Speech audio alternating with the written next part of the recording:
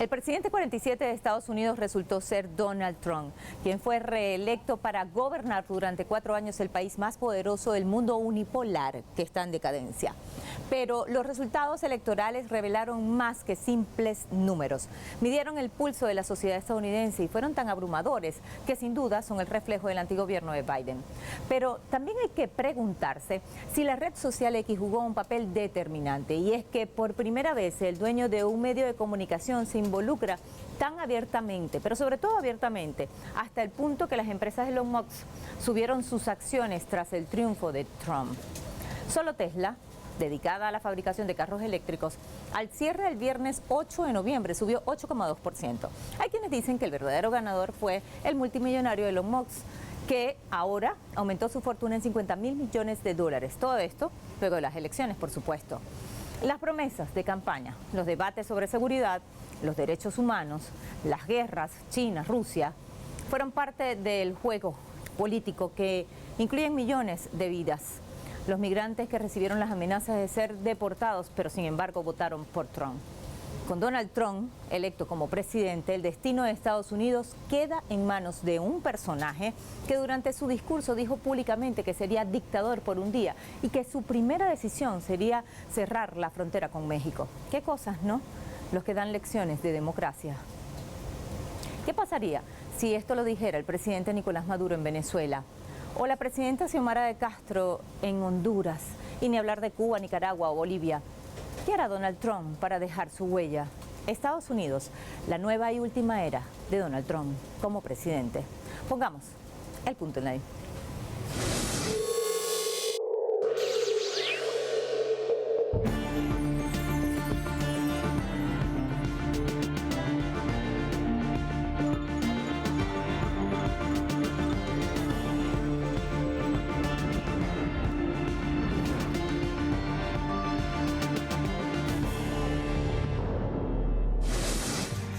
A sus 78 años, Donald Trump sigue siendo el mismo excéntrico, negacionista y populista que llegó a la Casa Blanca en 2017.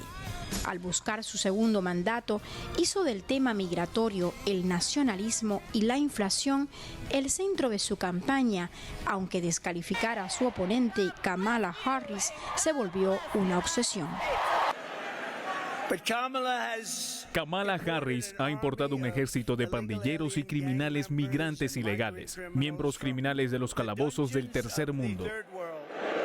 El magnate nació en Queens, Nueva York, y ahí desarrolló parte de su emporio. Está acostumbrado a usar cualquier cosa a su alcance para conseguir sus objetivos y desde siempre lo ha hecho.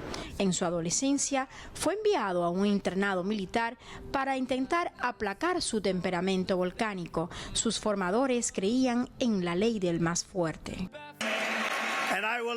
Invocaré la ley de enemigos extranjeros de 1798. Piensen en eso. 1978. Fue puesto allí 1978. Eso fue hace mucho tiempo, ¿verdad? Para atacar y desmantelar todas las redes criminales de inmigrantes que operan en el suelo estadounidense. Este analista piensa, sin embargo, que los migrantes constituyen una fuerza de la que no puede prescindir Estados Unidos. Cuando la economía de Estados Unidos crece, demanda trabajadores del mundo entero. Entonces, si se va a empezar a expulsar a los trabajadores extranjeros, lo que pasa es que se va a deprimir el mercado de trabajo y eso es muy grave. Eso sí podría conducir a una recesión. Los polémicos dichos de Trump contra inmigrantes y la consigna de devolver a Estados Unidos su grandeza lo llevaron a la Casa Blanca en 2016. Incluso cuando competí la primera vez, ustedes no me conocían muy bien. Ahora van a conocerme bien. Siendo el presidente número 45, Donald Trump impulsó una especie de neonacionalismo, promoviendo medidas como aranceles a otros países. Haces que la industria automotriz prospere. Devuélvela a donde estaba hace 50 o 60 años. Tú también puedes hacerlo, y ese es mi objetivo. En esta campaña electoral, su estrategia de convencimiento ha vuelto a ser agresiva y ha ido incluso más lejos. Ni los medios escaparon a sus críticas. BBC no es buena, no son buenos. ABC no es buena. CBS no es buena. Su discurso impredecible lo obligó a defenderse de las acusaciones de un ex colaborador, según el cual Trump había elogiado a Hitler y encajaba en la etiqueta de fascista. Ellos usan, él es Hitler, y ellos dicen, él es un nazi. Yo no soy un nazi. De esta manera, los ataques personales se convirtieron en la regla de los comicios más reñidos de la historia contemporánea de Estados Unidos. Pero Kamala está etiquetando a más de la mitad del país como combatientes enemigos y los está llamando a todos fascistas y nazis, pero ella es una fascista. Trump logró ser nominado candidato pese a haber sido declarado culpable en mayo de este año de 34 cargos de falsificación de registros comerciales en un juicio en Nueva York, convirtiéndose en el primer expresidente condenado por un delito grave. A estas horas, hay mucho en juego, tanto para él como para el país. Aiza García, Telesur.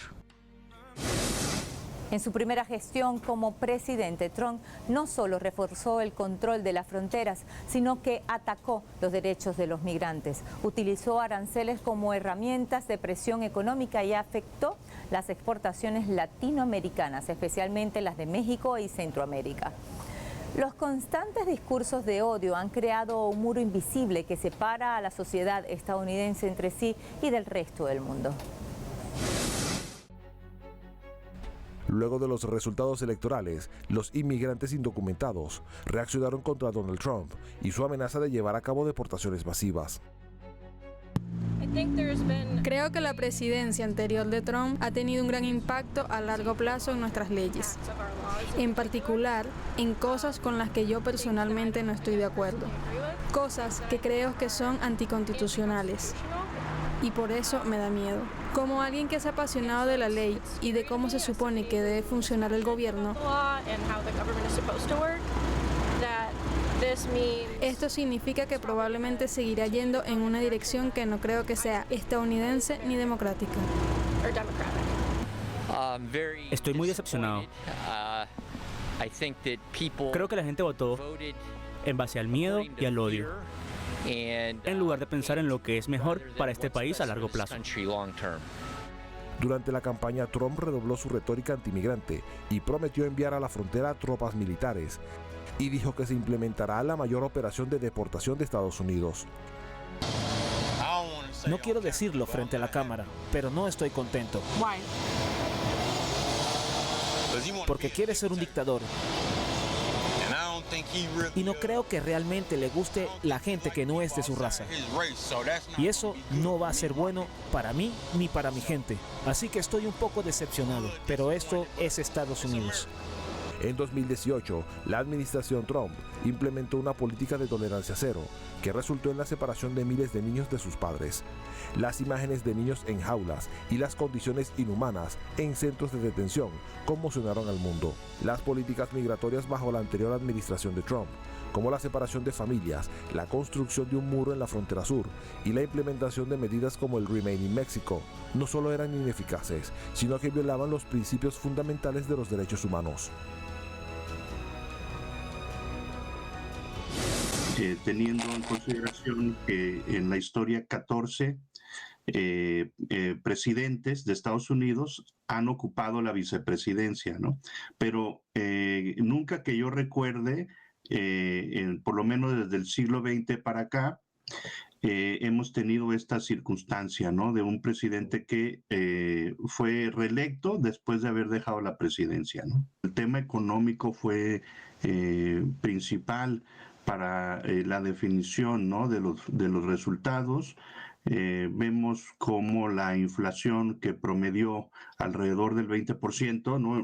una inflación durante toda la administración del presidente Biden, comparado, por ejemplo, con una inflación que no fue más allá del 10% durante el periodo de Trump. Y esto evidentemente pues tiene una afectación en el bolsillo de la clase trabajadora. Hay que recordar también que Estados Unidos es un país con mucha desigualdad, con digamos, altos niveles, ¿no? de pobreza, ¿no? De personas que no tienen vivienda, que han sido afectados, muchos de ellos, el trabajador industrial que perdió sus empleos por la globalización económica, los tratados de libre comercio y la robotización, ¿no? Yo siento que esto fue fundamental porque había pues una desconexión entre el Partido Demócrata y la clase trabajadora estadounidense que Donald Trump supo aprovechar muy bien, tanto en su primera elección como en esta, ¿no? Donald Trump prometió que acabaría con las guerras, pero en su primer mandato reconoció al Estado de Israel hasta el punto de atreverse a lo que nadie hizo, mudar la embajada de Estados Unidos de Tel Aviv a Jerusalén. Con esta política allanó el camino para que Israel avanzara en el genocidio contra el pueblo palestino y el Medio Oriente se tiñera de sangre en 4 años de su ausencia en el poder.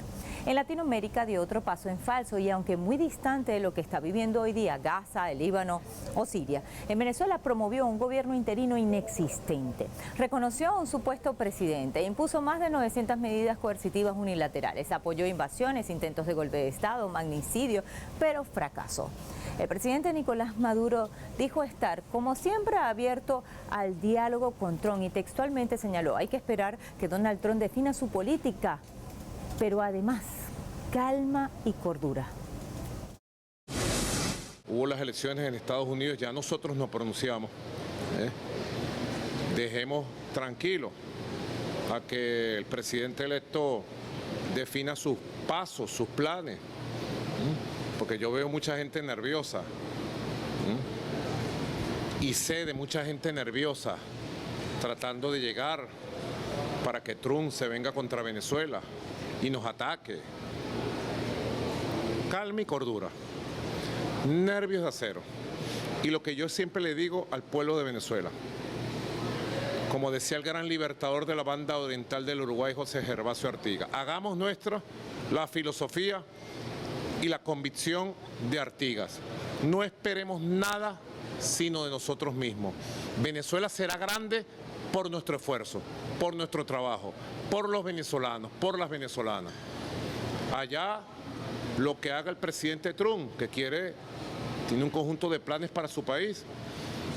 Allá lo que hagan nuestros presidentes. Nosotros en territorio venezolano garanticemos la paz, la armonía, el trabajo, la libertad, la democracia, la convivencia. Y no esperemos nada sino de nosotros mismos.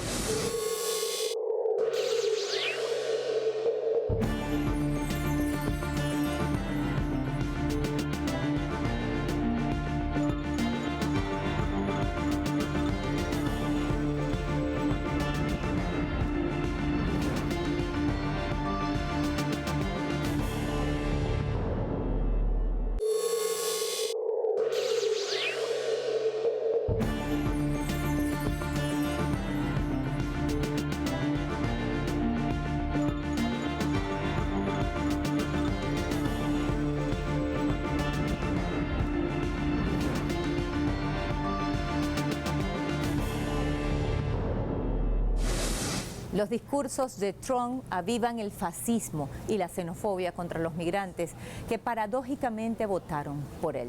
Esa postura agresiva ha alimentado movimientos de ultraderecha en Latinoamérica y han llegado al poder gobiernos que ven en Trump un modelo a seguir. Hay que seguir de cerca los pasos que Donald Trump dará en la geopolítica latinoamericana y mundial. El voto hispano en estas elecciones 2024 ayudó a Trump a llegar nuevamente a la Casa Blanca.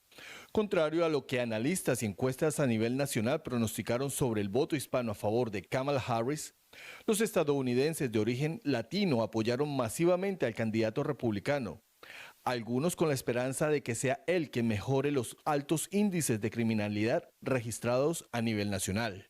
¿Quién votó? Donald Trump. ¿Por qué? Para limpiar la ciudad de Nueva York. ¿Qué cree que está mal acá? Malísimo, malísimo. Mucha basura en la calle, muchos robos. El anuncio de Trump de pretender realizar deportaciones masivas en todo el país, o que un comediante al cierre de su campaña se refiriera a Puerto Rico como una isla de basura, no fueron suficientes motivos para que la comunidad hispana votara en su contra. Y ellos vieron que durante la época de Donald Trump, ellos pudieron hacer mucho más de lo que pudieron hacer durante el tiempo de Obama y durante el tiempo de Biden. En la ciudad de Nueva York, específicamente en el condado de El Bronx, donde se encuentra la mayor concentración de hispanos, Trump obtuvo 244.385 votos, superando sustancialmente a Harris, quien obtuvo 91.542 votos. Y pese a que Harris terminó ganando los 28 votos electorales de Nueva York, que tradicionalmente ha sido demócrata, parece que poco a poco va inclinándose hacia el Partido Republicano.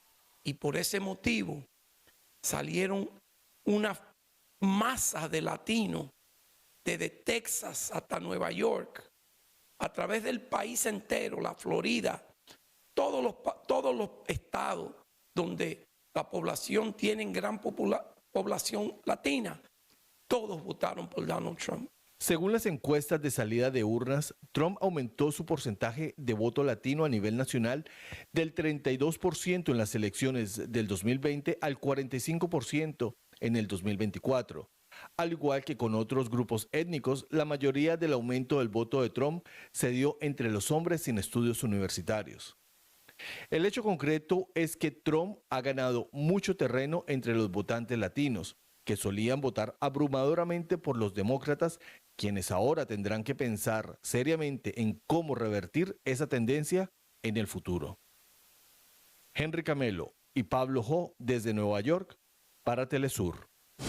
Creo que el tema fundamental en este periodo electoral ha sido la crisis económica que enfrentan millones de trabajadores y personas pobres en Estados Unidos, incluyendo la comunidad migrante, que no ha visto su calidad de vida mejorar bajo la administración de Biden, a pesar de asumir supuestamente una postura mucho más liberal y menos conservadora en una serie de temas. En realidad, cuando muchos de los latinos que votaron por Trump fueron a las urnas, en mi opinión, salieron a votar asumiendo que la administración Trump sería un rechazo de las políticas de Biden, que en ningún caso han ayudado a la clase trabajadora. Ninguno de los programas sociales o de gastos públicos que había prometido Biden al inicio de su mandato se han cumplido casi 4 años después. Por lo tanto, creo que la gente estaba buscando un cambio.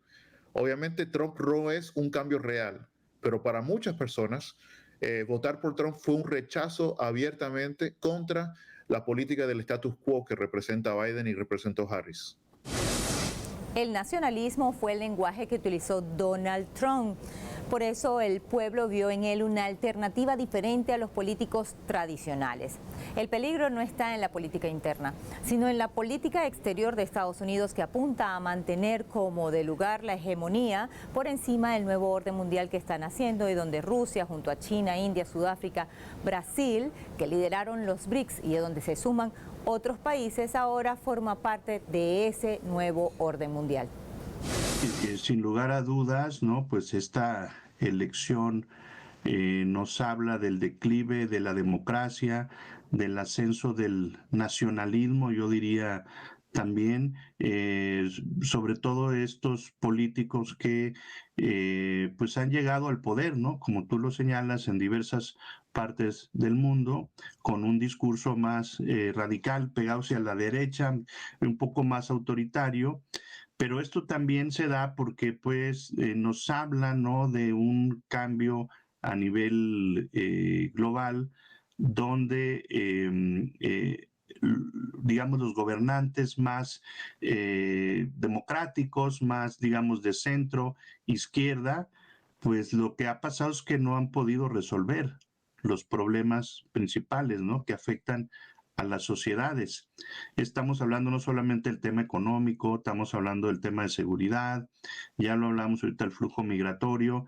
Entonces esto es un llamado, ¿no?, de los votantes para decir que hay problemas ahí que necesitan resolverse y que la vía democrática, la vía del consenso, de la negociación política probablemente no ha sido suficiente.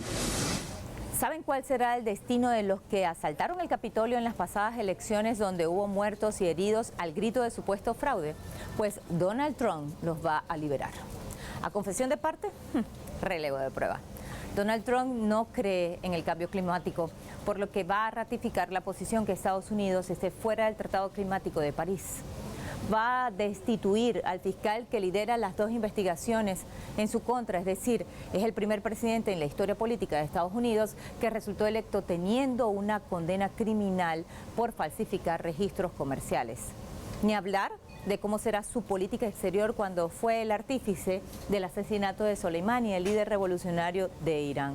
Y ya no está solo, cuenta con el apoyo de Elon Musk, que ha amenazado con su red social X a gobiernos democráticamente electos como el de Venezuela, Nicolás Maduro. Habrá que esperar si aprendió Donald Trump los errores o cómo serán sus próximos pasos en un mundo que van haciendo y el suyo, el unipolar, muriendo. Pusimos el punto en la I.